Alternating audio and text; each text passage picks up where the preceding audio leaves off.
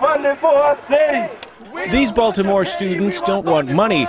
They want the good education that comes with money.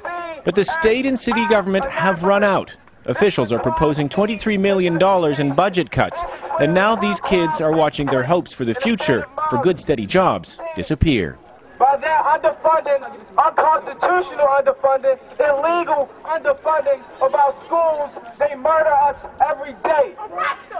Every year that they underfund our schools, they kill us. We base our funding for our schooling systems on property tax values. So if you live in a community with very, very expensive homes, that community is able to garner more property taxes, and so they're able to fund their schools at a higher rate. So at this school in a poor neighborhood of Baltimore, every penny counts. Last year, it was hard for us to even get toilet paper and soap for the bathrooms. Like, we would get it in the beginning of the week. By like Wednesday, no more for you. 75 kilometers away in wealthy Fairfax County, Virginia, local authorities are building the school of the future. By different atomic orbitals. No chalkboards here, when $2,500 flat screens will do.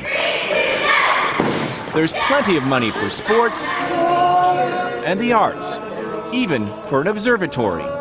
Built into the system is inequity, and what we're seeing now as a result is something that has happened because the way we fund our schools inevitably creates two very separate and two very unequal schooling systems. Separate but equal was the slogan to describe education in racially segregated America. In 1954, a Supreme Court decision, Brown versus the Board of Education, put an end to all that, at least legally. So black and white kids can mix in schools now, but there is still such a socioeconomic gap between blacks and whites, often living in different neighborhoods with different tax bases and different school boards, that much of the old divide still exists. The reality is that we've never really embraced fully integration in this country. From the very beginning, there was massive resistance to integration, and ultimately what we've had as a nation are still schools that are largely mostly white or mostly made up of students of color. Past presidents have tried to overcome the divide. President Bush passed the No Child Left Behind Act, introducing federal standards for schools across the country. But critics say it is a one-size-fits-all measure that doesn't really teach kids how to be curious and to learn on their own. So education, instead of becoming something that's a tool that can be used to take you out of your situation and improve your life, your family's life, your community's life, it becomes something that's about a number that you get by taking an exam, right? So that your school can get X amount of dollars, right? And if you don't do well, then you're going to be punished by having that funding taken away from you. The numbers about education in the United States suggest race still matters.